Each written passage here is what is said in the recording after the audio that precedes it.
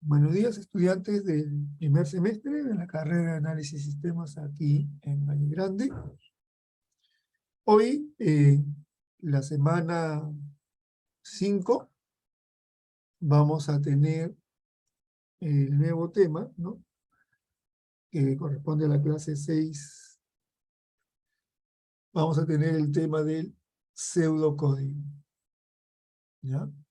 Pues aquí les voy a publicar para que ustedes también puedan revisar el material con calma. El pseudocódigo es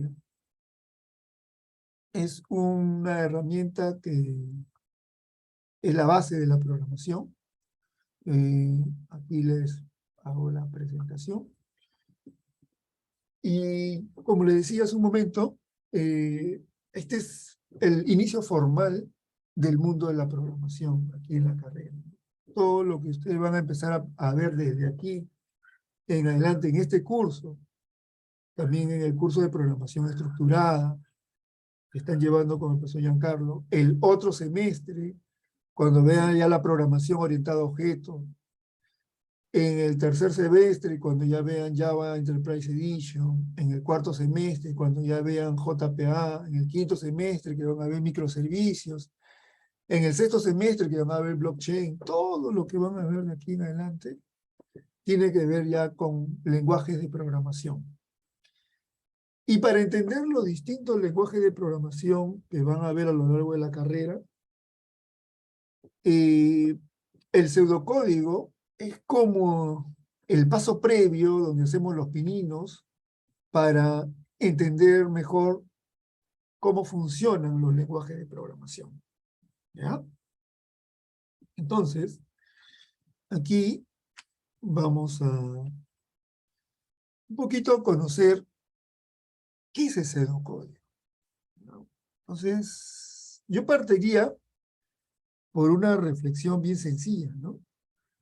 Yo sé que ustedes tranquilamente se pueden comunicar con cualquier persona en el mundo, por último, hasta con señas, ¿no? Si puede ser, es un chino, es un árabe, es un español, española. Quizás con un español, una española o con un argentino, colombiano, digamos que el nivel de comunicación es más estrecho porque hablamos un mismo idioma, ¿no? Que es el español. De repente con un estadounidense o un árabe o un chino, lo más que podemos usar es un lenguaje de señas porque no hablamos en el mismo idioma, salvo que seamos políglotas y podamos hablar otros idiomas, ¿no? Pero bueno, lo cierto es que nos podemos comunicar por ser seres humanos, ¿no? Hasta con señas. Eh, Como dicen, ¿no? El primer gesto de una comunicación antes de hablar algo es la sonrisa, ¿no? O sea, estás sonriendo, tú te das cuenta que la persona quiere comunicarse contigo, ¿no? Si pone su carita gruñona, obviamente ni ganas da de hablarle, ¿no?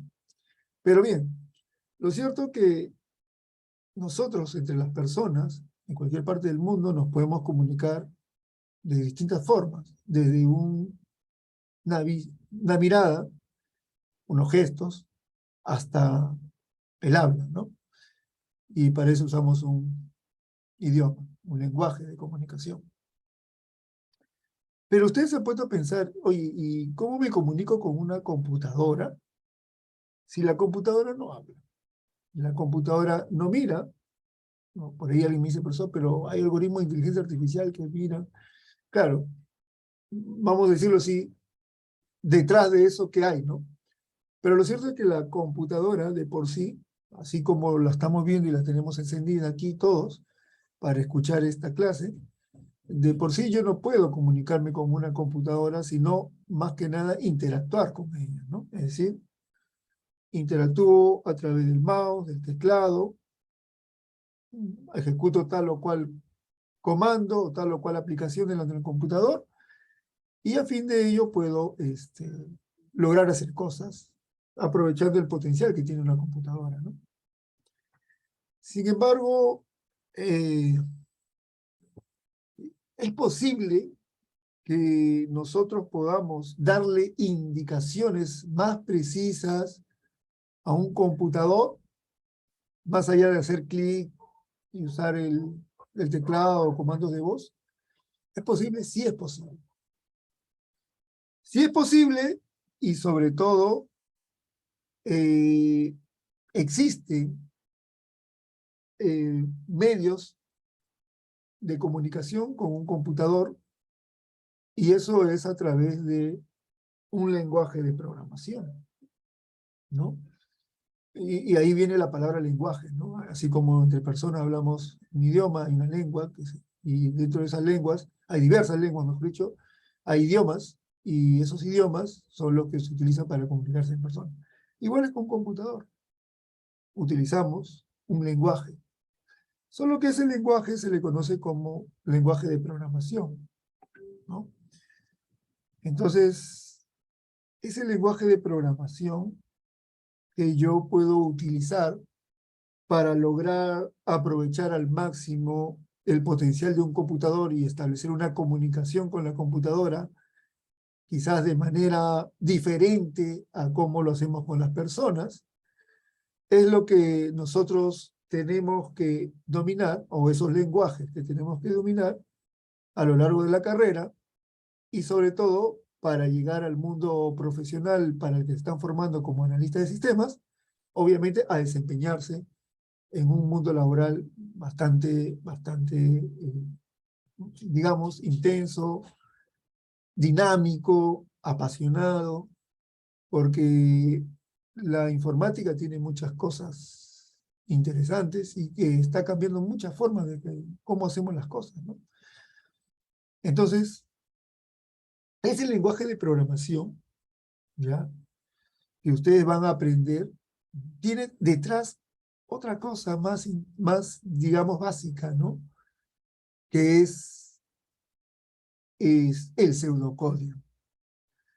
¿Y por qué el pseudocódigo está detrás? Porque, si bien es cierto, el lenguaje de programación, o los lenguajes de programación, porque no hay uno solo, hay varios. Aquí en Valle Grande por lo menos hacemos énfasis en tres.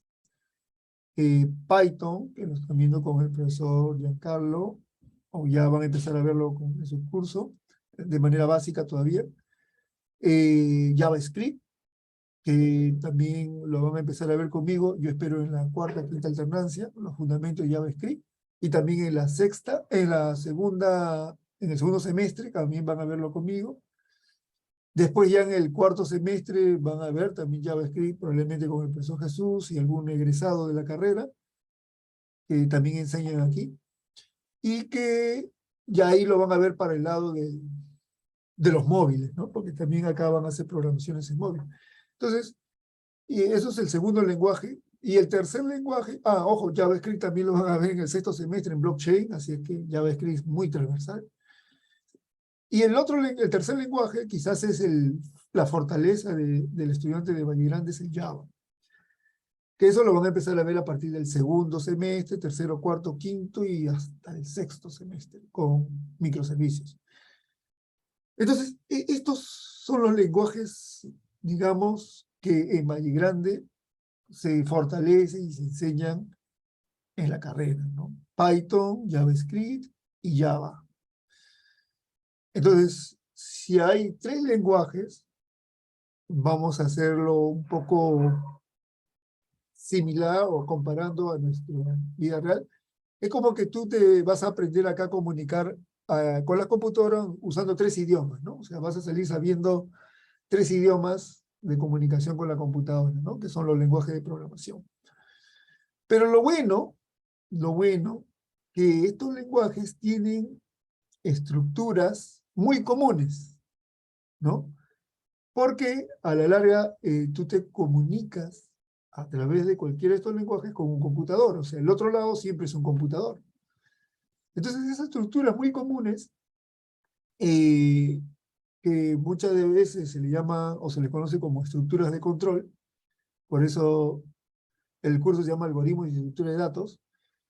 Estructura de datos, estructura de control, son comunes en todos los lenguajes de programación. Y no solo en los que van a aprender en Valle Grande, que es Python, JavaScript y Java, sino también en otros lenguajes de programación. Entonces, por eso es importante que ustedes conozcan el pseudocódigo, ¿no? Puedan entender esas estructuras básicas que tiene todo el lenguaje de programación para que a la larga tú te puedas comunicar mejor con un computador, sacarle el máximo provecho al potencial que tiene un computador a través de un lenguaje de programación. Y que aquí en Valle Grande son básicamente tres: Python, JavaScript y Java. Así que si ustedes quieren también ya ir conociendo un poquito más del mundo de la programación y de lo que van a aprender aquí en Valle Grande, aquí les dejo los datos, ¿no? Python,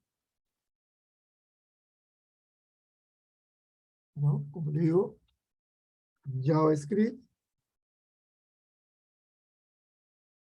y Java, en sus diversos sabores, ¿no? Esos son los lenguajes que ustedes van a ver aquí en la carrera, ¿no? Les doy como dato en que ustedes después lo pueden ir curioseando y se van a dar cuenta de todas las potencialidades que tienen estos, al menos esos tres, ¿no? Para mí, o creo que es común en la comunidad informática que son los lenguajes más usados en el mundo. Bien, y que están en los primeros puestos de los rankings, ¿no? En los rankings que sacan Stack Overflow y GitHub. En algún momento ya les vamos a compartir. Entonces, vamos a ir al tema. Entonces, ¿qué es el pseudocódigo, profesor? Ya con todo lo que nos ha explicado. Entonces, vamos a tratar de entenderlo aquí. El pseudocódigo es una descripción de alto nivel de un algoritmo. ¿Qué quiere decir una descripción de alto nivel? Quiere decir que se basa en estructuras básicas que lo debe tener cualquier algoritmo. Es una descripción de alto nivel de un algoritmo. Ya sabemos que un algoritmo es un conjunto de pasos finitos, bien ordenados, que me permiten lograr un objetivo, ¿no? Entonces, el pseudocódigo pertenece también a los algoritmos y es una descripción de alto nivel, ¿no? Que emplea una mezcla, y aquí viene lo interesante, ¿no? Lo que yo le decía, que emplea una mezcla de lenguaje natural con algunas convenciones sintácticas. Uy, esta parte, profesor. El lenguaje natural es el lenguaje que hablamos las personas, ¿no? Pero del otro lado hay un computador y para ese lado yo voy a utilizar lenguajes de programación. Entonces, el lenguaje de las personas, el español, el inglés, el francés, el chino, el mandarín, lo que fuera, no es igual a la comunicación a través de un lenguaje de programación. En el lenguaje natural yo hablo con personas, en el lenguaje de programación yo hablo con un computador. Entonces, como hay esa, vamos a decirlo así, diferencia entre el lenguaje que usamos nosotros con otras personas y el lenguaje de programación, entonces a alguien se le ocurrió describir algo intermedio que permita unir esos dos mundos, ¿no? El lenguaje natural y el lenguaje de programación para que las personas nos adaptemos mejor y más rápido a esto, ¿no?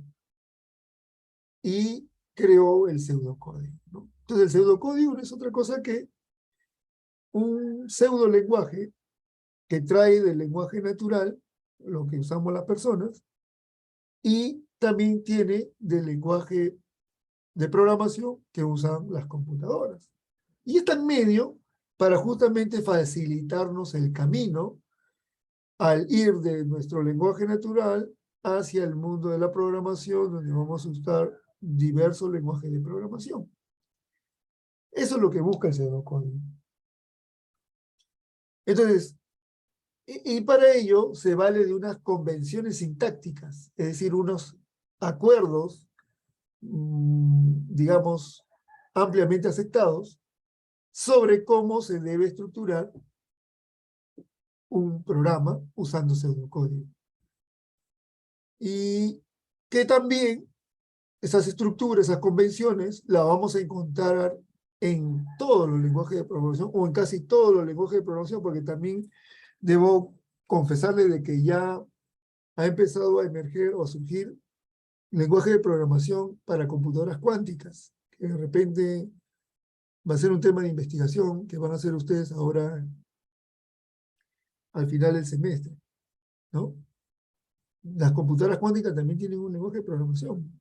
De repente, sus estructuras de control ya no responden a la realidad que hoy conocemos en el pseudocódigo. Es otro tipo de computación, ¿no? La computación cuántica, que está todavía en evolución, recién se está construyendo esa computación. Se dice que a partir del 2029, 2030 vamos a tener ya de manera comercial las computadoras cuánticas. Es decir, comercial que lo van a poder comprar las personas, ¿no? Las empresas, pero obviamente, pues, ¿cuánto costarán? No sabemos. Lo cierto es que el pseudocódigo nos va a dar esa gran posibilidad que nuestro lenguaje natural que ya conocemos, podamos usar algo de esto que ya conocemos y adaptarnos a lo que las computadoras utilizan para y comunicarnos con ellas, que son los lenguajes de programación. En medio está el pseudocódigo. Y para ello, el pseudocódigo trabaja, pues, también, al igual que un lenguaje de programación, con estos elementos, ¿no? Que también es importante saberlo. Con asignaciones, con ciclos, condicionales. Y en el pseudocódigo vamos a aprender a utilizar eso, tan como lo vas a ver más adelante ya en un lenguaje de programación. Entonces ustedes se preguntarán, profesor, pero ya, ok, el pseudocódigo me va a ayudar, me va a facilitar el camino para conocer con mayor facilidad los lenguajes de programación. Correcto. Pero, ese, ¿por qué usted dice que el pseudocódigo me va a permitir hablar después como Python, si utilizo Java, Script o Java, u otro lenguaje, ¿no? Porque el pseudocódigo tiene estructuras básicas que todos estos lenguajes lo utilizan. Pero ¿cuál es la diferencia entre Python, JavaScript y Java? Es la sintaxis de cada lenguaje. De repente, ya después lo vamos a ver, en Python yo puedo usar una condicional, que es una estructura de control, que se escribe de una manera, pero en JavaScript tiene su variante a la hora de escribirse. En Java también tiene sus variantes a la hora de escribirse. Entonces, dependiendo de cada lenguaje de programación, la misma estructura de control que vamos a aprender como código, se implementa o se escribe en ese lenguaje de programación utilizando unos símbolos diferentes. Pero usted dirá, profesor, uy, o sea, tengo que aprenderme tantos símbolos, profesor. No, nada en programación te lo vas a aprender de memoria, nada. Lo que tú vas a aprender bien y tienes que formarte en tu cerebro es las estructuras, cómo se hace una condicional, cómo se hace una repetición o bucle, cómo se crea un array. Esas estructuras básicas, esas sí las tienes que conocer tú, pero después vas a buscar y vas a ir aprendiendo a lo largo de la carrera cómo lo implementas o cómo lo haces funcionar en Python, cómo lo implementas en JavaScript, cómo lo implementas en Java. Eso es lo importante, ¿ya? Y otro lenguaje también, ¿no? Porque nada se tiene que aprender de memoria. Todas las sintaxis de todo lenguaje están públicas y gratuitas en Internet, así que no tienen nada que aprenderse de memoria. Pero lo que sí tienen que aprender y dominar es todos los criterios para crear estructuras de control. Esa es la clave. Y lo que ustedes puedan aprender aquí en pseudocódigo de aquí hasta el final del semestre les va a servir mucho para lo largo de toda la carrera.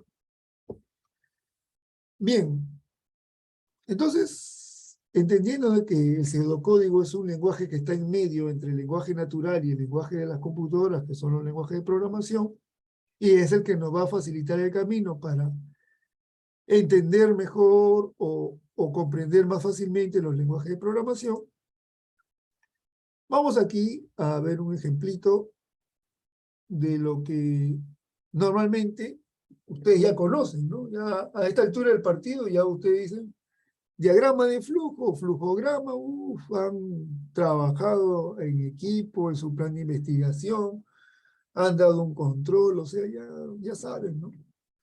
Y decíamos que todo diagrama de flujo siempre tiene un inicio y un final, ¿no? Inicio y fin. Todos. Ahora ustedes, y este es un tipo de algoritmo, ahora ustedes creen que este algoritmo, perdón, que este algoritmo que es un diagrama de flujo o flujograma, pueda ser llevado al pseudocódigo, ¿no? Pero primero nos preguntamos, ¿no? A ver, me gustaría que aquí puedan participar, levantan la mano. Si ustedes que ya saben leer este flujograma, ¿alguien me puede decir qué hace este flujograma? ¿No? Que pueda participar. ¿Qué hace este flujograma? ¿Alguien quiera contarnos? El que estamos viendo aquí en pantalla. Nos está dando una indicación para hablar a través de un celular, no sé, dice bocina. Ok, para hablar a través de un celular. Y como dice bocina, ¿no se acuerda usted a qué se refiere? Ya, ok, ya hay una aproximación ahí. ¿Alguien quiere complementar alguna idea adicional aquí? A lo que nos da Lana. Que esté haciendo un procedimiento de una llamada o algo así. Ya, de una llamada telefónica. Ok, gracias Álvaro. ¿Alguien? ¿Una última opinión? Adelante, Libre. El flujograma que estamos viendo nos explica paso a paso de cómo podemos, o sea, nos describe los pasos para hacer una bocina de celular o un tono de celular, Ah, ok. de Ya. videollamada o algo, o de llamada, un tono de llamada, creo. Ok, ya, ok, gracias. Bueno, Profesor, los tres tienen ¿nos indica algo sobre servicio al cliente? servicio al cliente. A ver, ¿cómo así, Gallardo? Dice, levante la bocina, espere un tono, marque el número, espere que conteste, hable con la persona, cuelgue la bocina.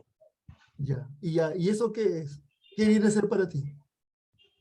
Es como un servicio al cliente porque cuando llamas a un operador, te dice levante la bocina y después del tono te indica marcar un número o algo así, y después de marcar el número te contestan la duda y luego hablas con la persona, ¿no? Ok, eso que tú nos has descrito, José, es algo que ocurre con este algoritmo en todo lo que es una comunicación telefónica. Que Pero Ajá. parece como si fuera esos antiguos celulares, o sea, de los que utilizaban y tenían aparte como una especie de cajita del teléfono y al costado para marcar el número. Ok, Creo que a esa cosita como teléfono le llamaban bocina o algo así. ok, correcto. Bueno, los cuatro o los tres que han dado, los cuatro que han dado su opinión, tienen toda la razón. En el fondo, este flujograma nos describe una comunicación telefónica que básicamente utiliza un teléfono antiguo, digo antiguo para ustedes, ¿no? Porque en mi casa tengo, que son los famosos teléfonos fijos, ¿no? Cuando uno va a llamar de un teléfono fijo, levanta un auricular o bocina, ¿no? Con la mano, lo coloca al oído y luego marca el número, ¿no? Espera que hay tono y luego marca el número, habla con el otro lado, termina de conversar, cuelga la bocina o cuelga el auricular y cierra.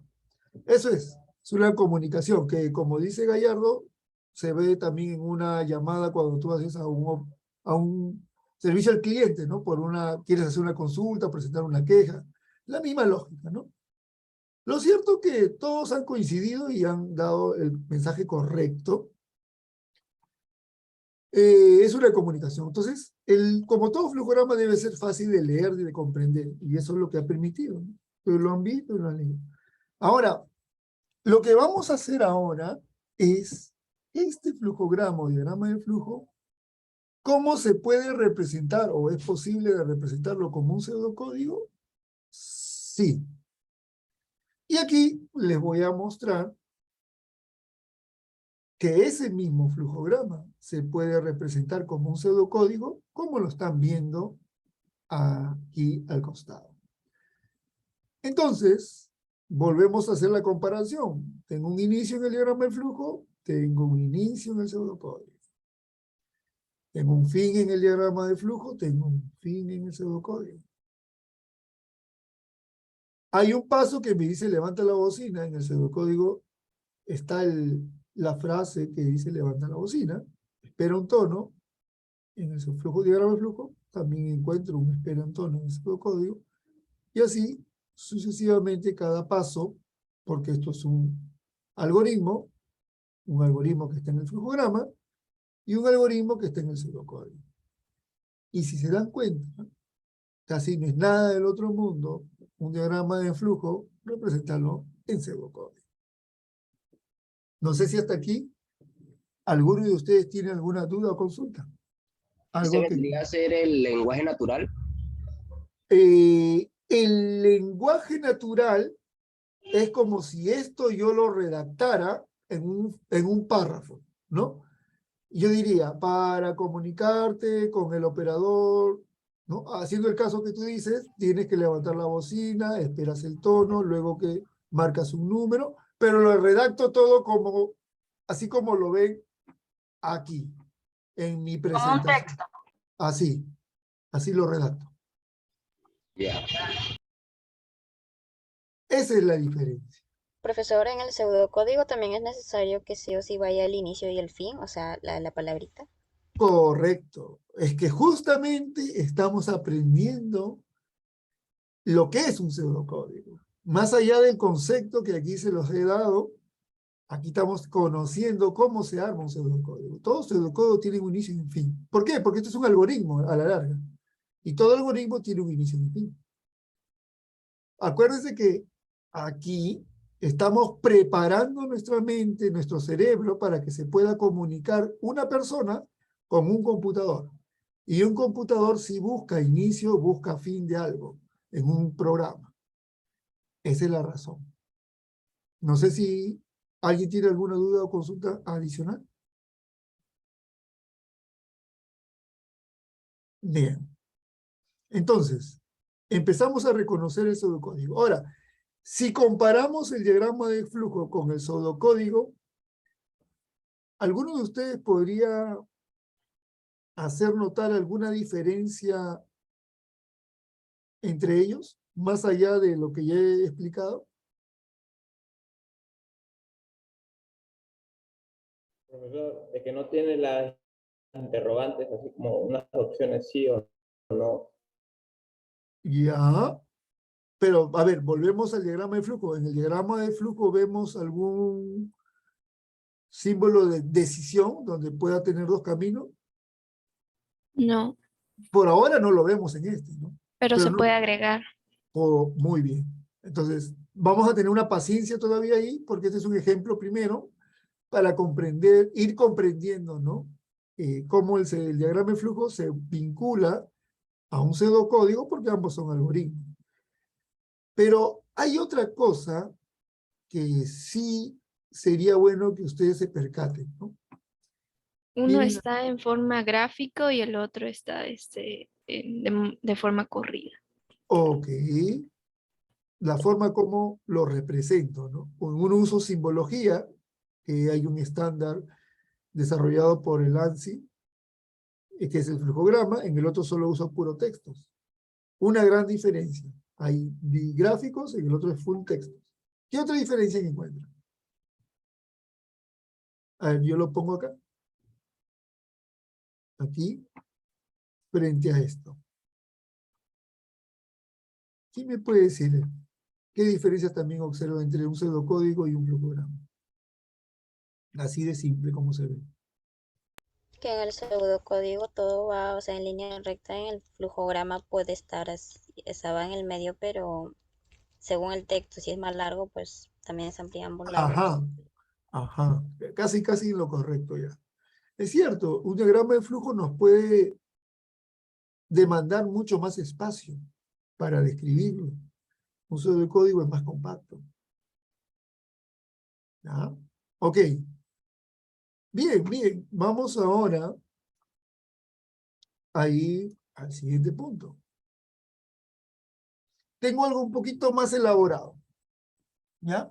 Y acá incluso varios de ustedes me preguntaban en clase, ¿no? Profesor, cuando hay una salida, un reporte, algo, ¿no? Y acá también tenemos un diagrama de flujo. Y acá me gustaría que ustedes lo analicen un minuto y después voy a pedir la opinión. ¿Qué hace este flujograma? ¿Ya? Paciencia, un minuto para que todos puedan analizarlo con calma y después, si pueden escribirme por el chat de Zoom, les agradeceré directo a mí para ver cómo lo han entendido y después también le daré la palabra a dos o tres de ustedes para que lo expliquen. Un minuto y me escriben en el chat qué significa para usted o qué hace este flujograma.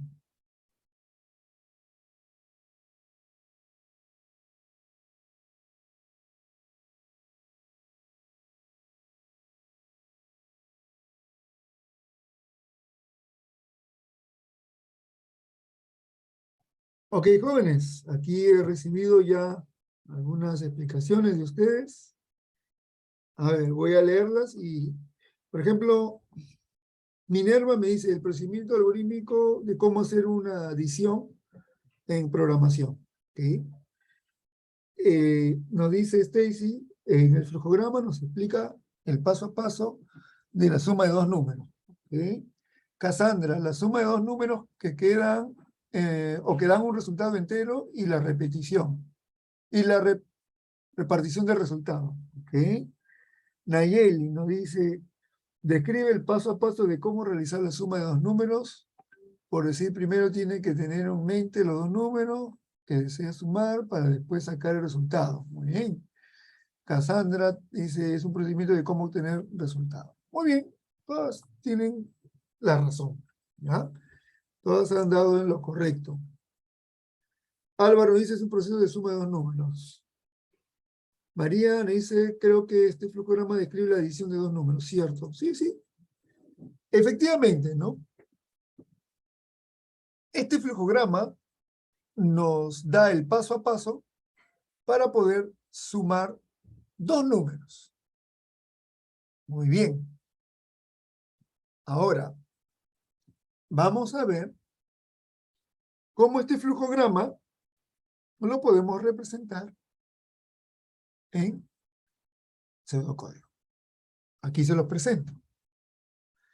Pseudocódigo, yo diría que aquí lo único que le falta es colocarle su nombre, ¿no? Y aquí voy a ponerle un nombre. Sumar dos números. Así le voy a llamar este pseudocódigo. ¿Ya? Adrede lo voy a escribir ya, porque después lo vamos a aprender, no se preocupen. Hasta para poner nombre al pseudocódigo, hay unas buenas prácticas que ya les voy a explicar. Sumar dos números les voy a poner, ya como nombre. Ahorita, tómenlo como un dato. Entonces, comparamos, ¿no? Comparamos y vemos las diferencias o similitudes entre el pseudocódigo y el flujograma. Por ejemplo, como todo flujograma o como todo algoritmo, este flujograma tiene un inicio y en el pseudocódigo también hay un inicio. También este flujograma tiene un fin y en el pseudocódigo también hay un fin. Pero de aquí viene lo interesante. Num1, num2, suma entero. Entonces, digo, tengo un número 1, tengo un número 2 y tengo suma que son enteros. ¿Qué está haciendo el flujograma? Te está diciendo que vas a tener 3 datos para utilizar. Num1, Num2 y suma. Y esos datos que vas a utilizar en el flujograma son enteros. Es decir, vamos a usar números enteros. Entonces, ¿cómo lo traduzco a un pseudocódigo? Casi bastante parecido. Num1, Num2, suma, 2 puntos, enteros. Luego hay un mensaje, ¿no? Una entrada, dice, diga 2 números.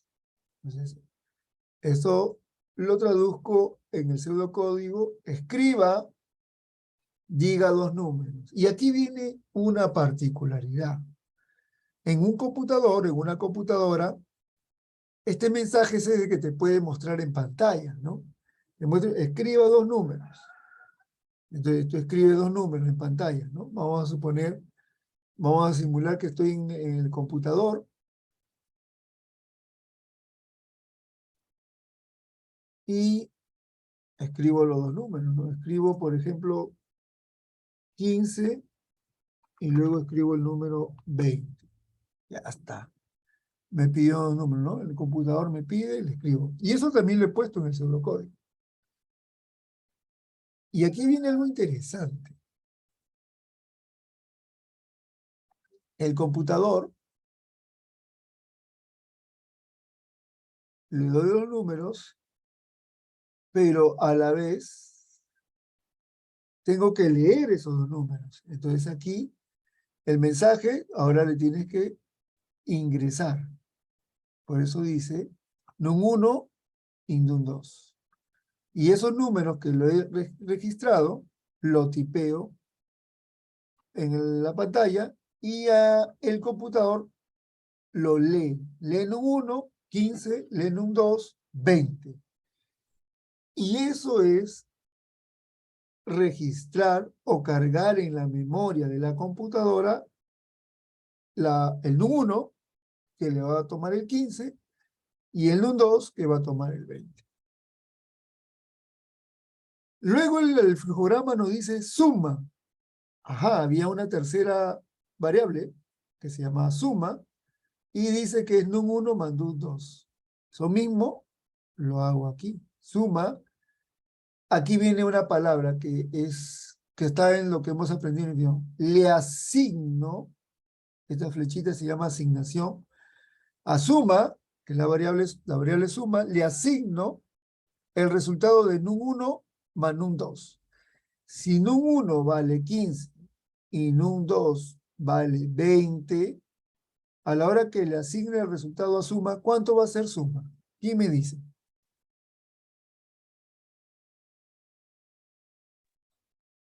35. Correcto. 15 más 20, 35.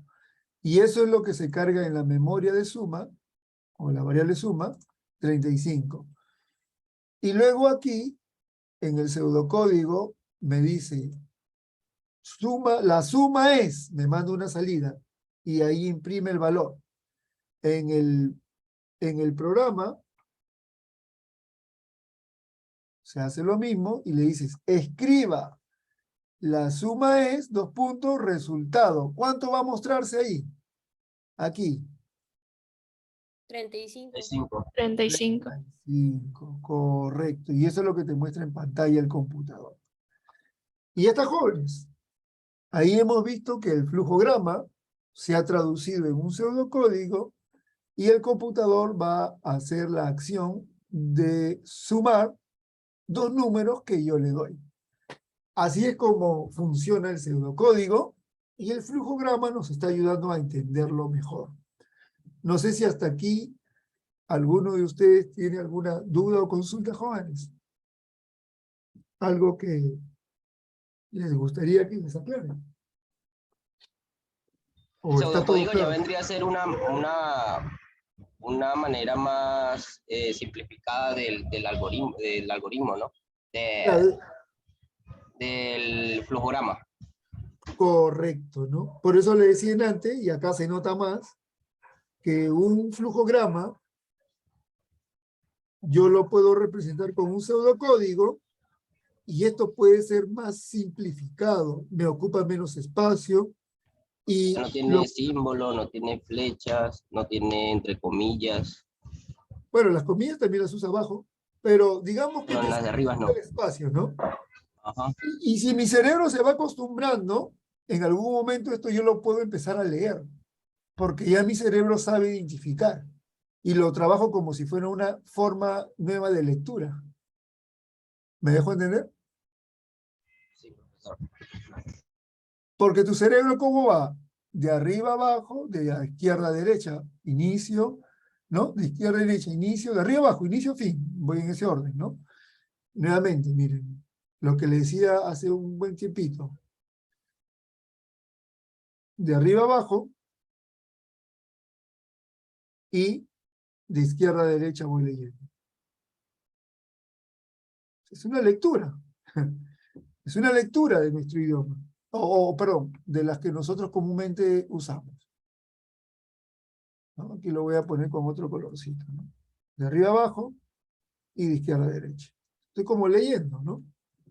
Inicio, me dice num1, num2, suma, son variables, le voy a dar el valor de entero. Voy a la siguiente línea. Escriba, diga 2 números, me muestre pantalla para que dé 2 números. Luego, esos 2 números que los registro, 15 y 20, los leo. El computador los lee y lo carga en la memoria de num1 y num2. Luego el computador, en su cerebro, hace la suma, hace num1 y num2 lo suma y le asigna a la variable suma, que da 35. Y finalmente escribe, la suma es, mostrando en pantalla, y le pone el resultado suma, que vale 35. Ya está. Fin. Acabó. Y se dan cuenta que ya tu cerebro empezó a leer como lo maneja mejor el computador, que ya va a ir pareciendo poco a poco a un lenguaje de programación. ¿Ah? Profesor, Eso es lo que-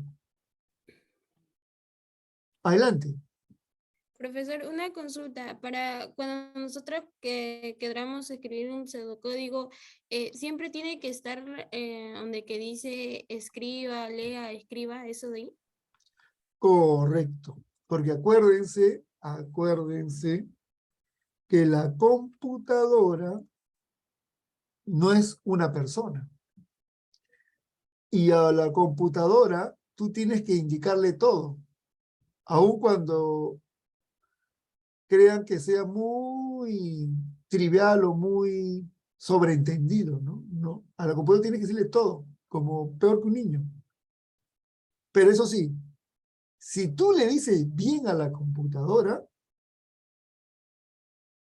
especificas bien la sintaxis, la palabra correcta, los símbolos correctos, la computadora lo va a hacer muchísimo más rápido, ¿no? Lo que tú le indiques. Porque yo puedo escribir 1000 líneas de un pseudocódigo, pero me faltó en una línea ponerle un punto y coma o ponerle un símbolo, puede que mi programa no sirva. ¿No? Que ese es el otro lado de la computación, ¿no? Que las computadoras son muy rápidas y como les dije en algún momento en el auditorio, por eso yo los acostumbro a los alumnos aquí en la carrera, a que cumplan bien los pasos, porque cuando entre la computadora, si los pasos están bien cumplidos, lo va a hacer. Y si los pasos le falta algo, no te extrañe que la computadora no haga nada. Y entonces todo lo que tú has venido trabajando puede como entenderse que no sirve, ¿no? Algunos, bueno, ahí viene una de las cosas que también se habla mucho en el mundo de la programación, ¿no? Un programador tiene que desarrollar el hábito de la paciencia, de ser minucioso, cuidar los detalles, pero si logra esos hábitos, ponerlos muy bien y aplicarlos en el pseudocódigo y después en el lenguaje de programación, puede hacer maravillas. Pero son hábitos que tenemos que desarrollar poco a poco, orden es un hábito que eso te ayuda muchísimo acá y en la carrera, ¿no? Entonces, jóvenes, no es de todo difícil, pero tampoco le quiero decir que sea algo, ya está, como leer un libro, no. Porque nuestro cerebro se tiene que acostumbrar a pensar un poco en cómo se comunican las computadoras y cómo comunicarnos con ellas. Y también tenemos que hacernos los hábitos, ¿no? Y esa es la parte clave, ¿no? El hábito del orden, el hábito de tener esa paciencia, el hábito de guardar los detalles, cuidar los detalles, porque me puedo perder un punto y coma y el programa no funciona. Y nos puede llevar a cierto grado de frustración, pero en realidad yo creo que toda persona podría hacerlo, sino que muchos no tenemos los hábitos, ¿no? Y a veces hay que trabajar primero nuestros hábitos, la paciencia, el detalle, el orden, y después la programación va a funcionar bien. Y le van a poder sacar el provecho que tiene todo computador, ¿no? Para hacer múltiples cosas que una persona no podría hacerlo de ordinario, ¿no? A ver, yo a un computador le digo, le pongo 30 números y le doy con su mando y le doy enter y en cuestión de menos de un segundo ya me dio el resultado. Yo le doy a una persona 30 números y se va a demorar, no sé, 3, 4, 5 minutos para sumarlos, ¿no? Y peor si los números tienen 5 dígitos, 6 dígitos, no, olvídense. Computador, para eso, si tú le das bien la instrucción, lo va a hacer, pero en segundos. Y ese es el potencial que tenemos que aprovechar, ¿no? Para ayudarnos a hacer nuestros trabajos. Y para cuando vayamos al mundo laboral, para hacer pues software que ayuden a los negocios, ¿no? Eso es lo importante. Entonces, aquí es esto que ustedes ven, que ahora se va comprendiendo, pues lo tengan que ir puliendo, lo tienen que ir perfeccionando. ¿Y cómo lo van a hacer? Con la práctica. Y obviamente vamos a ir conociendo poco a poco más herramientas que tiene el pseudocódigo, ¿no? Que estamos iniciando, ¿ya? Bien, no sé si hasta aquí ustedes tienen alguna duda o consulta, jóvenes. ¿Ok? Ya hemos visto un segundo ejemplo donde comparamos el flujograma con el pseudocódigo. Yo creo que eso nos va a seguir ayudando. Igual el video está grabadito y ustedes pueden revisarlo también con calma, ¿no? Vamos al siguiente punto de esta presentación. Y vamos a empezar a encontrar las ventajas de usar el pseudocódigo. Como lo hemos dicho, y ustedes también lo han confirmado, ocupa menos espacio en un hoja de papel, ¿no?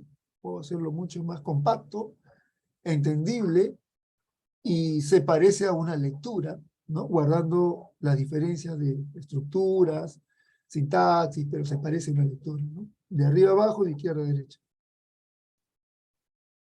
Permite representar en forma fácil operaciones repetitivas y complejas. Y ahí ya viene el provecho que ustedes tienen que sacarle, ¿no?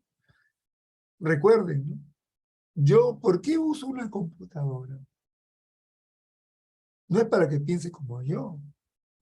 No es para que haga las cosas que yo hago, sino para que me ayude a hacer mi trabajo de manera más rápida y eficiente, sobre todo aquellos trabajos donde existe eso, ¿no?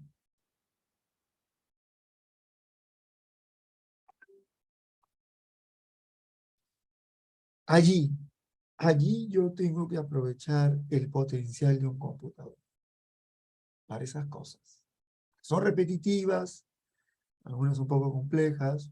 Por ejemplo, yo te doy, súmame 30 números, cada número es de 5 dígitos. O sea, lo vas a hacer, pero te vas a tomar, pues, no sé, 10 minutos de repente, o 5 minutos. Mientras que un computador lo pones y ¡pum!, un segundo y ya te dio la respuesta, ¿no? Entonces, ahí es donde tenemos que saber dónde usar el computador. Para darnos a nosotros la oportunidad de ocuparnos por lo que más importa, de repente pensar más en cómo dar una solución.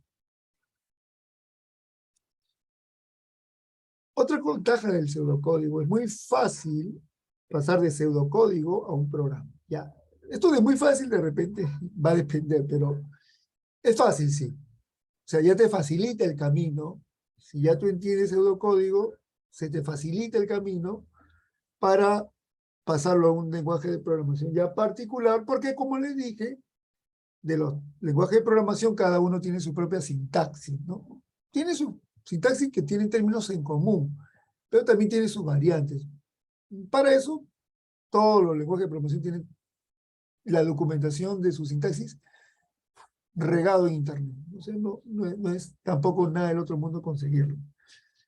Pero sí, el pseudocódigo me facilita a que cuando me vaya ya a un lenguaje de programación, yo pregunte por la sintaxis que más me ayuda, ¿no? De ese lenguaje. Sea Python, sea Java, sea JavaScript, al menos lo que van a ver aquí en Valle Grande, o sea Go, C++, que son otros lenguajes que también hay en el mundo, ¿no? Bien, ahí viene una tercera ventaja. La cuarta, si se siguen las reglas, se puede observar claramente los niveles que tiene cada operación. Por eso le sigue, ¿no? El orden, cuidar los detalles. Si tú aplicas bien las reglas, eres minucioso, esas son habilidades que vamos a ir aprendiendo, que tenemos que ir desarrollando sobre todo, ¿no? Que se vuelva parte de nuestra vida. Si tú haces uso de esas reglas, pues poco a poco te vas a ir familiarizando con el pseudocódigo, poco a poco te vas a acercar más a dominar un lenguaje de programación o los lenguajes de programación que van a aprender en la carrera a medida que van avanzando. Pero tenemos que tenerlo muy, muy presente, ¿no? Bien. Entonces, vamos a pasar ya a un tema más, ya luego de entender las ventajas que tiene el pseudocódigo. Hay algo también que tenemos que ir comprendiendo, ¿no? A ver, profesor, usted nos dice que el computador nos ayuda a hacer operaciones repetitivas, complejas, mucho más rápido que el ser humano, ¿cierto? ¿No? Ahora, pero yo quiero darle esa posibilidad, mejor dicho, de saber cómo le doy esa, o cómo le comunico al computador para que haga esas operaciones, porque sé que lo va a hacer mucho más rápido que yo. Entonces, cuando entramos al mundo de la programación, ¿ya? Así como hemos visto en el pseudocódigo anterior, ustedes se han dado cuenta que yo quiero sumar dos números. ¿Qué he tenido que crear para sumar dos números? ¿Quién se acuerda? Aquí cuando estábamos viendo esto. ¿Qué he tenido que crear para sumar dos números? ¿No? ¿Se acuerdan ahí? Hemos tenido que identificar num1, que va a ser supuestamente el num1, el num2, el número 2, y suma. ¿Cómo se le conocen a estos? Son variables que en el fondo son espacios de memoria que el computador utiliza para guardar algo, para guardar un valor. Entonces, en esos espacios de memoria que el computador utiliza, vamos a encontrar dos tipos. Las constantes. En programación, una constante es un valor que no puede ser alterado durante la ejecución de un programa. Eso también lo sabemos desde matemáticas, ¿no? ¿Qué es una constante? Algo que no cambia, ¿no? Entonces, importante, que es constante durante la ejecución del programa. O sea, desde donde inicia start un programa hasta donde termina el programa con end o fin,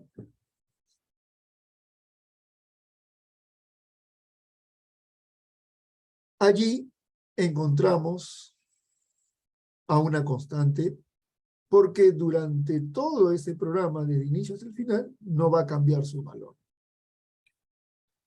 Entonces, aquí, una constante, ¿no?, corresponde a una longitud física de área reservada en la memoria principal. ¿Se acuerda que le decía? Cuando uno quiere utilizar uno o varios valores, eso los tienes que guardar en un espacio de memoria. En el caso particular de una constante, es una longitud fija. Es una longitud fija de un área de memoria, porque todo va a guardarse en memoria, la memoria principal del computador, y una vez que tú lo guardas ahí, está reservada ese espacio de memoria para esa constante que has ingresado y va a estar ahí reservado durante toda la ejecución del programa, desde que inicia hasta que termina. Una vez que termina, se limpia la memoria y deja de utilizarla, ese espacio. Pero se caracteriza la constante porque su longitud, la longitud del espacio de memoria que ocupa, no cambia. Es fijo. Y eso nos va a permitir, en ejemplo, yo quiero hacer, por ejemplo, un valor que no cambia, y sobre todo lo podemos aplicar en algunas operaciones geométricas, es el valor de pi, ¿no? Pi, que es un número constante, 3.141592, y sabemos que pi tiene un número infinito de decimales, ¿no? Incluso el otro día vi un caso, lo leí, ¿no? De una computadora, una supercomputadora había calculado más de 3 millones de valores de pi, ¿no? O sea, de decimales de pi, mejor dicho, ¿no? 3 millones. Acá solo tenemos 6 decimales, ¿no? Imagínense. Había calculado 3 millones. Ese es el valor de pi, ¿no? Pero digamos que para un cálculo, por ejemplo, el área de un círculo o del área de un cuadrado, o perdón, de un cilindro, donde usamos pi, pi va a estar siempre constante, ¿no? Eso no cambia. Otro ejemplo es que por convención, bueno, otro ejemplo podemos usar el tipo de cambio del día, ¿no? Normalmente no cambia. En las operaciones contables se utiliza un tipo de cambio fijo, no cambia durante todo el día. Aun cuando tú sales a la calle y seguro que en la calle vas a encontrar en la mañana un precio y en la tarde otro precio, ¿no? Pero en los sistemas contables el tipo de cambio no cambia, ¿no? Es fijo durante el día. Por eso se llama el tipo de cambio del día, se dice en la contabilidad de las empresas. Por conveniencia, el nombre de las constantes suele escribirse con mayúscula, ya, y aquí empezamos a usar convenciones, por si acaso, jóvenes. Mayúscula, nombre de las constantes en mayúscula, ¿ya? Primera convención que tenemos que aplicar. Nombre de constantes en mayúscula. Siempre. Es una convención que se usa en los algoritmos, en los pseudocódigos. ¿Ya? Luego, tenemos otro tipo de... Son las variables. Bueno, su nombre ya nos dice, ¿no? Variables, varía. Es decir, que es un espacio de memoria del computador o del ordenador a la que asignamos un contenido que puede ser un valor numérico, pueden ser números, puede ser un valor alfanumérico como textos, números, símbolos, puede ser un arreglo, en fin. Pero lo cierto es que ese espacio de memoria que se reserva puede variar dependiendo del dato que le doy, ¿no? Y puede cambiar el valor durante la ejecución del programa. Por eso que cada variable tiene un nombre único, el cual tú no lo puedes cambiar a lo largo del programa. Si yo en el programa, desde que inicia, digo num1 y num2, Más abajo del programa yo no lo puedo cambiar. Ese nombre queda fijo y lo puedo usar durante todo el programa. Ese nombre. Lo que cambia es el valor que tiene la variable. Eso es lo que cambia. Y a lo largo del programa, su valor puede ir cambiando. En tal sentido, aquí hay una cosa que nos hace reflexionar, ¿no? Dos o más variables pueden tener el mismo contenido, el valor que da la variable, su contenido, pero no el mismo nombre. Miren, ¿ah? Num1, num2. Yo puedo decir que num1 vale 5, num2 valga 5. Tienen el mismo contenido, ambos valen 5, pero su nombre es num1 y num2. No puede haber que una variable tenga dos nombres en el programa. El mismo, o sea, mejor dicho, dos variables tengan exactamente el mismo nombre en el programa. No se puede. ¿Ya? Ahí es donde la frase dos o más variables pueden tener el mismo contenido, pero no el mismo nombre. Esa es la razón. Luego de que hemos conocido las constantes, que es algo que no cambia en el programa, y la variable, o no, su valor no cambia en el programa, y la variable, que sí, sus valores pueden cambiar en el programa, vamos a conocer los tipos de datos.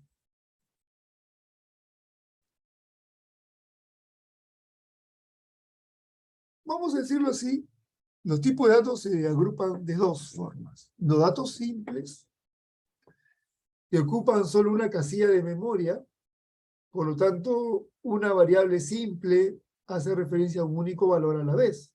Un espacio de memoria específico, donde ahí solo se guarda un valor a la vez, sea una constante o sea una variable. Si es constante, su valor es fijo durante todo el programa. Si es variable, el espacio de memoria es fijo, pero el valor puede ir cambiando a lo largo del programa. Y dentro de este grupo de datos simples, encontramos a los enteros o números naturales, que son pues 1, 2, 3, 4, 0, -1, -5. Y que aquí ya voy a ir también dándoles otro tip. En Valle Grande, ustedes van a aprender pseudocódigo, pero vamos a utilizar mucho el inglés. Poco a poco lo voy a ir enseñando, pero nos tenemos que acostumbrar. Así como le dije, start para iniciar, end para final, o sea, inicio y fin, ¿no? Inicio y fin, en el español, ustedes dicen inicio, va a ser igual a start, en el inglés. En el español es fin, en el inglés es end, ¿no? Como en las películas, ¿no? The end. Entonces, esto es algo que nosotros tenemos que irnos acostumbrando, ¿no? Aquí el pseudocódigo lo vamos a trabajar en inglés. Igual, entero, profesor, ya en inglés, cuando uno quiere definir una variable de tipo entero, usa integer. Se escribe así, ¿ya? Poco a poco vamos a ir aprendiendo. Integer. ¿Qué más? Reales, ¿no? Que son aquellos que utilizan el punto decimal, ¿no? 3.15, por ejemplo, pi es un número real. ¿Y cómo lo hago? ¿Cómo esto es en inglés, profesor, este tipo de datos? Bueno, se define normalmente como float, ¿no? Donde acepta decimales.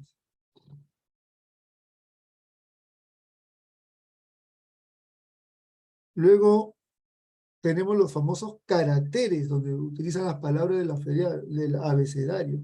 Esto se le conoce como char, tipo de dato char en inglés, ¿no? Luego tenemos booleanos, ¿no? Que son datos que serán dos valores, verdadero o falso, 0 o 1.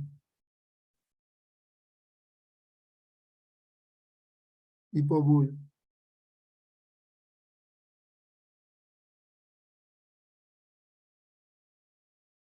Tipo boolean,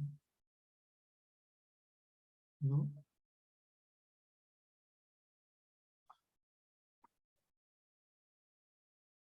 y enumerados, que son aquellos datos que vienen con correlativos, ¿no? Es decir, 1, 2, 3, 4, automáticamente están aumentando, son variables, pero aumenta automáticamente su valor.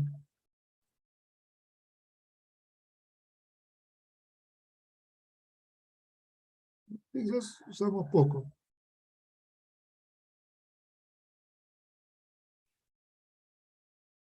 Ya está.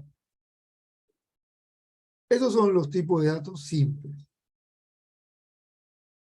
Vamos a pasar ahora al segundo tipo de datos. De los simples pasamos ahora a los datos estructurados. Y aquí, nuevamente, vamos a, con calma, entenderlo. Son datos estructurados. Se caracterizan por el hecho de que un nombre hace referencia a un grupo de casillas de memoria. Ajá, mientras que un dato simple, un nombre hacía referencia a un espacio de memoria o una casilla de memoria. En los datos estructurados, un nombre hace referencia a un grupo, a un conjunto de casillas de memoria. Ajá. O sea, profesor, quiere decir que aquí ya no solamente voy a tener uno, sino puedo tener varios datos. Correcto. Es decir, un dato estructurado tiene varios componentes, varios datos simples. Cada uno de los componentes básicos de cualquier dato estructurado son datos simples. Y dentro de este grupo encontramos los arreglos, cadenas de caracteres, registros y conjuntos. Empezamos, ¿no? ¿Y qué es el arreglo? También se le conoce como vectores o matrices. Bueno, es un tipo de dato estructurado que obviamente puede tener dos o más datos simples, dependiendo cómo lo cree, ¿ya? Y ese arreglo tiene una característica, que todos los datos que conforman, todos los datos simples que conforman el arreglo, tenga 2, 3, 10, 20, son de un mismo tipo. Es decir, en un arreglo, yo creo un arreglo donde voy a tener 10 datos, pero ese arreglo, los 10 datos, son de un mismo tipo de datos. Es decir, si el arreglo es de enteros, todos los datos simples de ese arreglo deben ser enteros. Si el arreglo es booleano, todos los datos de ese arreglo, vamos a suponer que tenga 20 datos ese arreglo, todos los 20 datos van a ser de tipo booleano, si lo defino como un arreglo booleano. Eso es lo importante. El arreglo debe tener todos sus elementos deben tener el mismo tipo de datos. Los registros, que también es otro dato estructurado donde yo puedo almacenar varios datos.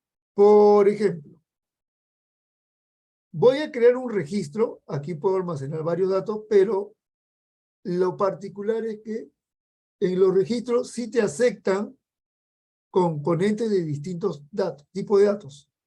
Por ejemplo, voy a crear un registro para tomar el número de orden de ustedes, su peso y su talla. Entonces, el número de orden puede ser un número entero. Su peso podría ser entero. ¿Qué me dicen?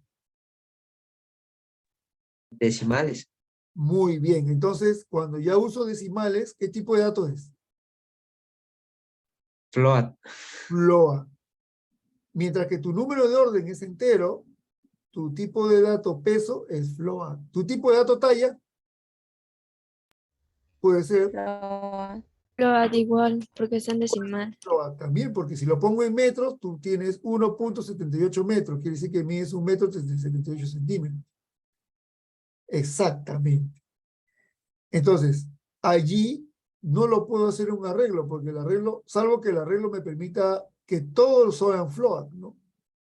Pero ¿qué pasa si uso además de tu nombre, tu número de orden, tu nombre? Ya con nombre ya no puedo usar un float, no puedo hacer un integer, tengo que usar un char, porque son textos. Eso es lo que debemos reconocer, ¿no? En un registro yo puedo almacenar un conjunto de datos simples, pero donde los datos simples tienen distintos tipos de datos, o son de distintos tipos de datos. Y ahí se utilizan los registros. Luego tenemos, y aquí hay algo que ustedes ya lo utilizan sin darse cuenta, los archivos, que son documentos que pueden manipularse. ¿Y saben quién es el lugar donde van a encontrar esto, pero en abundancia? Es Google Workspace o el Google Drive. Aquí en Google Drive ustedes van a encontrar un montón de archivos. Es más, este documento que yo les estoy haciendo la presentación de esta clase, que es un Google Slide, es un tipo de dato archivo. Y les voy a demostrar en un ratito. Y cualquier documento que ustedes usen en el Google Drive para hacer su plan de investigación es un tipo de dato archivo.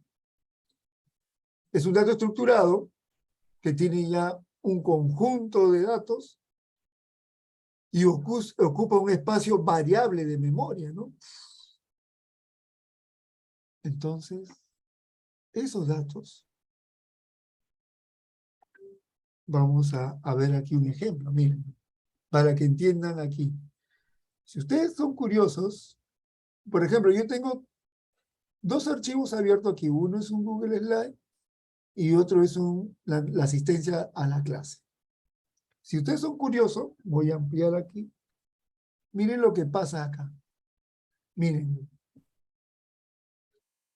Hay una ruta que dice docgoogle.com/presentación/d y luego viene un slash y viene todo esto hasta acá. Justo lo que yo he sombreado. ¿Quién me dice qué es eso?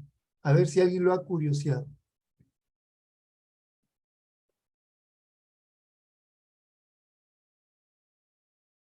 Esto que estoy sombreando. ¿Quién me dice qué es? ¿Son los datos? ¿Cómo? ¿Son los datos? O- Unos datos. ¿Alguien tiene alguna otra idea? Son códigos. ¿Cómo? Son códigos. Códigos. Ya, son códigos. Un código, ok, está más cerca. Son códigos. Códigos, claro, está más cerca. Pero falta algo. ¿Y me dice?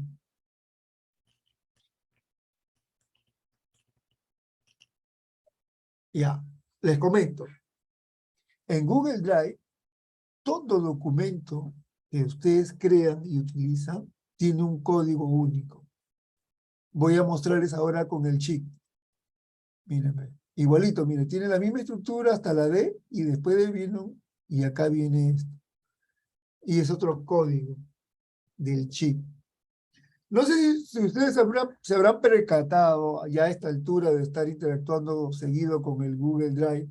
Ustedes se han percatado que cuando cambian su nombre de archivo y lo tenían linkado a algo, sigue manteniendo el mismo link, no se pierde. ¿Se han dado cuenta de eso?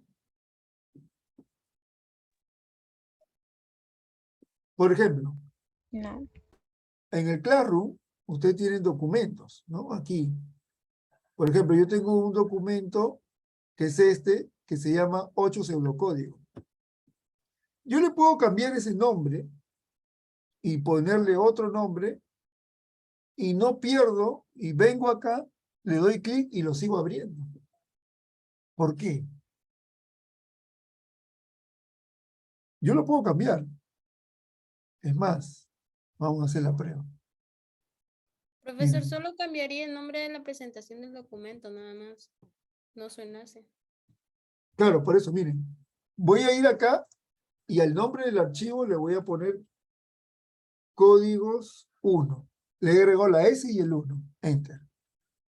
Me voy acá, miren, este es el enlace del Google Classroom que está apuntando a este, miren. Y acá todavía dice eso, ¿no? Lo voy a actualizar.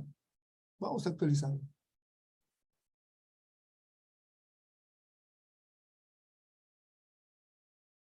Voy acá y miren lo que dice ahí ahora. Yo cambié aquí algo, El nombre.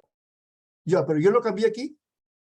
No, ¿no es cierto? No, no, Yo solo lo cambié en el archivo. en el archivo.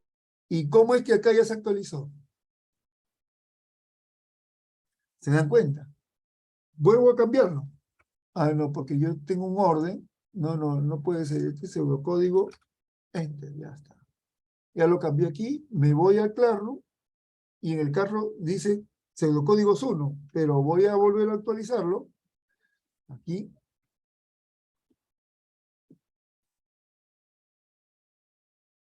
Me voy acá y miren. Y no he necesitado cambiarlo para nada aquí. Ya se actualizó. ¿Por qué pasa eso, creen ustedes? Porque yo puedo cambiar el nombre y se actualiza acá. Porque este es Classroom y el otro es el nombre del archivo. ¿Gracias a qué? A esto. Que todos los archivos en Google tienen un código único. Puede cambiar su nombre, pero lo que no cambia es el código. Y yo lo vinculo, el Drive, a este código único. No lo vinculo a su nombre. Por eso que puedo hacer ese cambio. Y todo lo que ustedes utilicen en Google Drive tiene ese mismo principio. ¿No? Igualito acá el chip tiene el mismo principio. Entonces, jóvenes, en conclusión, estos son archivos que yo los puedo manipular, que los puedo modificar. Y a eso se refiere aquí como tipo de datos estructurados, los tipos archivos. Y en Valle Grande, ustedes van a aprender a manipular también archivos. Y ahí es donde viene lo que decíamos cuando ustedes estaban estudiando o estaban preparándose o le daban la charla, no sé si fueron algunas de mis charlas, de automatización. Y justamente es para eso, ¿no? Porque yo puedo automatizar ciertas actividades manipulando los archivos. Un ejemplo muy práctico de automatización es lo que ustedes han utilizado cuando han querido presentar su justificación. Ahí se está haciendo automatización. Ahí se está manipulando archivos, que es un tipo de dato estructurado. ¿Ya? Para que sepan. Y eso es lo que el tercer tipo de dato estructurado que también van a utilizar en la carrera, ¿no? Y se utiliza mucho también en el mundo laboral. ¿Ya? Y Google Drive es el mejor espacio para aprender sobre esto. Y más, ustedes manipulan los archivos porque constantemente lo están modificando, están actualizando. Así como yo he cambiado nombre, puedo cambiar el contenido. Se va modificando. Y ese espacio de memoria va variando. ¿Por qué? Porque cuando ustedes van, y aquí voy a ir al Drive, mírenme, cada archivo tiene un espacio de memoria, ¿no? Si es un archivo que no ocupa mucho, de repente no lo muestra, pero tiene un tamaño el archivo. Mírenme, acá hay otro. Cuando ya es a partir de una cantidad, ya aumenta 113K. Cuando no aparece porque tiene todavía el tamaño por defecto. Es tan pequeño que no llena el tamaño por defecto. Por eso es. Pero cuando ya crece, ya en contenido, por ejemplo acá, ¿no? Mírenme, cada uno ya como esto ya es grande en contenido, ya tiene un tamaño de memoria. Y eso va variando, va variando, va variando. Solo que ese tamaño de memoria lo almacena en el disco duro. Y a eso se le conoce también como un tipo de dato tipo archivo, que es un dato estructurado. ¿Ya, jóvenes? Entonces, esos son los tipos de datos que se manejan normalmente. ¿Ya? Bien, no sé si hasta aquí ustedes tienen alguna duda o consulta, algo que les gustaría que les aclare. Ok, vamos a ir a un tema más. Ah, el último tema que vamos a ver el día de hoy, que ya ustedes lo conocían, porque lo hemos visto en la gestión de la recursividad hasta el día de hoy, es la condicional. Uy, profesor, a ver. Sí recuerdo algo. ¿Alguien quiere aportar una idea? ¿Se acuerdan cuando decíamos si se cumple una condición, entonces tengo dos posibilidades de dos acciones posibles? O hago la opción 1 o hago la acción 2. ¿Cómo funcionaba esto? Pues, si la condición era verdadera, iba, como indica la flecha, y hacía la acción 1. Si la condición es falsa, o sea, el valor que tiene la condición, así es que vamos a ponerlo acá. Esta es la condición.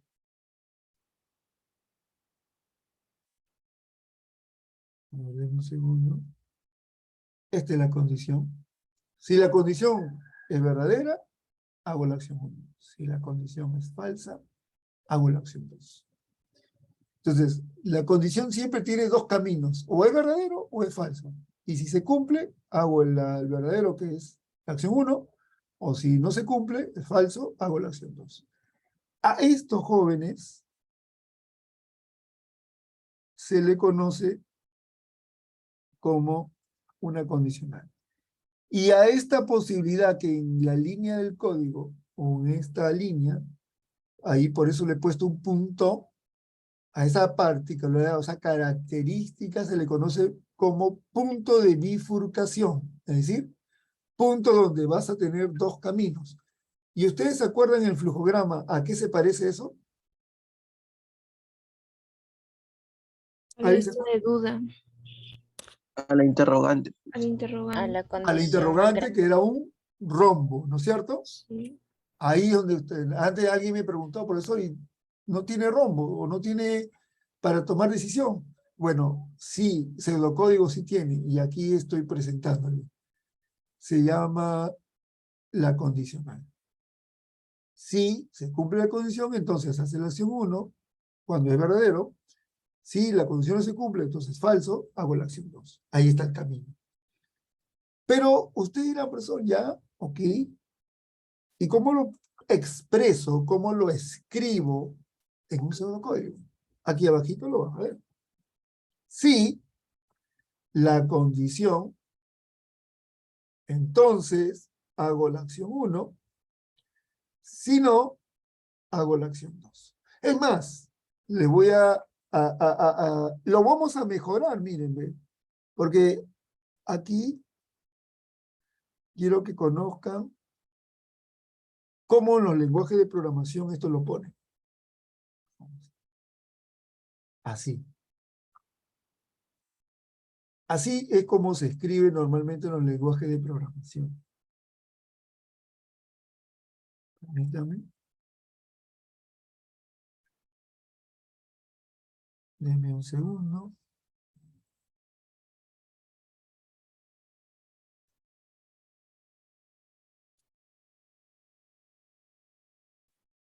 Vamos a ver acá si lo puedo hacer.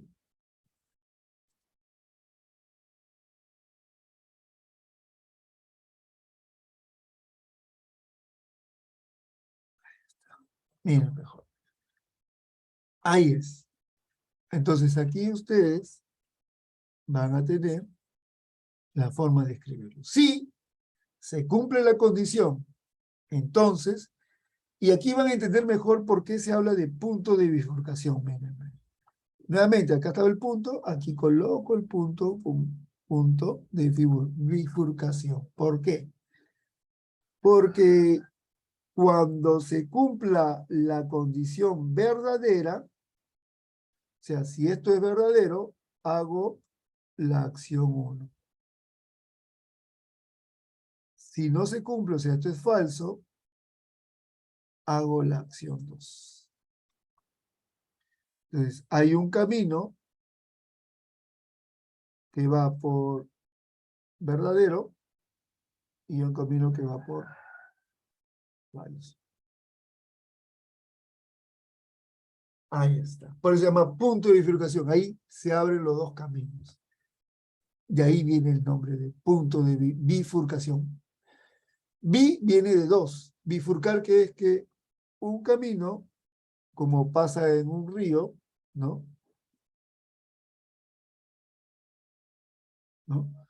Yo tengo un camino que sigue un río, ¿no? Y en un punto se abre una segunda rama del río, ¿no? ¿No? Y aquí viene el famoso punto de bifurcación. Aquí, porque aquí se abren los dos caminos. De ahí viene el nombre. Solo que en programación, ahí donde está el punto del sí, ahí tienes dos posibilidades. Si la condición se cumple, me voy por el camino verdadero, que es la acción 1. Si la condición no se cumple, que es falso, me voy por el camino de la acción 2. Ahora, usted dirá, profesor, o sea, esa acción 1 puede ser 10 líneas de código. Y la acción 2 puede ser 5 líneas de código. Todo lo que se va a ejecutar, solo que hacemos saltar hacia la acción 1, donde están las líneas de código que necesito que trabaje, si la condición es verdadera, o le hago saltar a la acción 2, donde están las otras 5 líneas de códigos, si detecto que la condición es falsa. Eso es lo que hace un programa, salta de uno a otro, dependiendo de que se cumple la condición, y a la vez puedo ejecutar lo que necesito para esa condición, y hacer la acción que corresponde. Eso es lo que sucede en la condicional.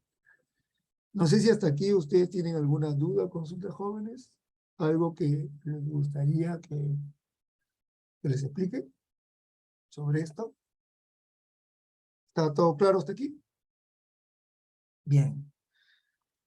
Bien, bueno, les digo que hemos terminado la teoría y ya vamos a empezar a la práctica. Es más, ustedes saben que el próximo martes nos toca nuevamente acción, o sea, tenemos que ir a Valle Grande, 8 de la mañana. Y como van a tener que venir, pero totalmente despiertos, o sea, se acuestan como pollitos 8 de la noche, se levantan a las 6 de la mañana, se bañan y vienen a Valle Grande temprano. Y vamos a trabajar mucho, o sea, tienen que, y tomar buen desayuno, ¿eh? Porque sí, en esas 2 horas y media también va a ser intenso, pero vamos a aplicar mucho de pseudocódigo. ¿Ya? A ver, yo creo que hasta aquí, ya como teoría, vamos a empezar a hacer unos pequeños pininos, pues, ¿no? De programación. O de repente quieren tomar un poquito de aire para volver, le doy unos 5 minutitos y volvemos con una parte ya de programación y ustedes puedan, vamos a hacer unos ejercicios sencillos todavía, ¿ya? A ver, vamos a tomarnos 5 minutitos para descansar, relajarnos, de repente algunos quieren ir al baño y retornamos en 5 minutos, ¿ya? Voy a poner una pausa aquí. Ven, jóvenes, aquí vamos a practicar un flujograma y también van a ustedes tener la posibilidad de verlo después con pseudocódigo, ¿ya? Entonces, la actividad de ahora vamos a mostrarles en este, dice, quiero que van a trabajar en equipo, voy a mandarlos al Zoom Room, y utilizando un papel, bueno, en este caso ustedes ya no necesitan papel, pero ¿no? Ustedes lo van a hacer en Diagram, ¿no? Hacen el flujograma, donde quiero que analicen, ¿no? Si tu padrino, dice acá, ¿no? Si tu padrino te regala una propina en soles, ya que verás construir un algoritmo, primero lo vamos a hacer en flujograma, y luego lo vamos a ver en clase en la próxima sesión en pseudocódigo, ¿ya? Yo lo que quiero que hagan el flujograma para que practiquen. A partir del flujograma, es más, este pseudocódigo te ayudará a elegir las actividades. Si tu padrino te da una cantidad de propina, ¿no? Y con eso tú tienes tres posibilidades, o mejor dicho, tres opciones para elegir, ¿no? Puedes ir al cine, comerte un rico plato de comida, o ir al estadio a ver un partido de fútbol. Al finalizar el pseudocódigo, ¿no? Deberá indicarse si la persona o tú, con esa propina, puedes realizar ninguna de las tres opciones, porque no te alcanza, una de las tres actividades, dos de las tres actividades o las tres actividades. ¿Ya? Entonces, lo que quiero que ustedes es justamente trabajen el pseudocódigo, ¿no? Primero es el pseudocódigo. Nota como referencia elaborar el análisis previo en flujograma. ¿Ya? El análisis previo en flujograma, ¿no? Por eso ese es el objetivo de esta primera parte. Quiero que ustedes en equipo van a elaborar el análisis en flujograma. Para eso van a usar diagram. ¿Ya? No sé si hay alguna duda o consulta de parte de ustedes. Profe, ¿la cantidad de la propina la pone uno mismo? Es que justamente no necesitas poner, sino la propina es variable, ¿no? Ya. Solamente es una variable que te dice, si te da una cantidad de propina X, tú en el flujograma debes armarlo de tal manera que con esa propina, si vas al cine, te ayude a decidir si te alcanza para ir al cine. Si vas a comer tu plato en el restaurante, la propina te alcanza, vas a comer al restaurante. Si la propina te alcanza para ver un partido de fútbol en el estadio, sí puedes ir a ver el partido. O te puede alcanzar para dos, o te puede alcanzar para las tres. Eso lo tiene que el flujograma decidir, ¿no? Y darte a ti las opciones. Ya. ¿Ya? Eso es lo que quiero que ustedes trabajen en flujograma. Ese profesor, no entendí en la parte donde dice la cantidad del dinero, o sea, ¿nos sale ahí o...? No importa cuánto ahorita. Es una variable, ¿no? Propina. Puede ser que te den 1 sol, 2 soles, 100 soles, 50 soles, pero el algoritmo sí debe saber decidir, ¿no? Para eso van a tener que hacer comparaciones, ¿no? Si la propina me alcanza para el cine, voy al cine. Si me alcanza para... Y ahí es donde tienen que armar el flujograma. ¿Se entendió? Ya. Claro. O sea, no es que tengan un monto exacto, ¿no? Ahorita no les puedo decir, la propina fue 10 soles, no.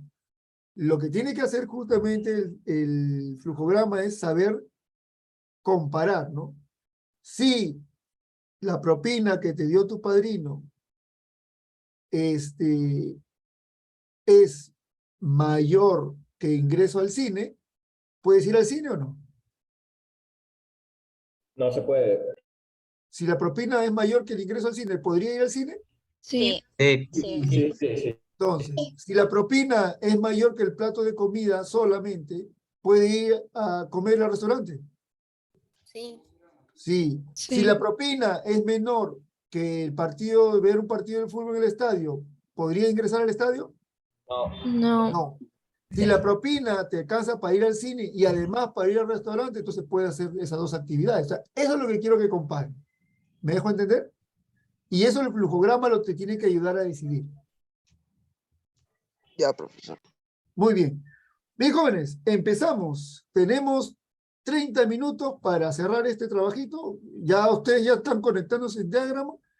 Facilito, los pongo en un equipo. Uno de ustedes crea el diagrama y se lo comparte a su compañero. Ojo que ese es insumo que ustedes van a necesitar para el día martes, que va a ser presencial, ¿ya? Así que vamos empezando el trabajo.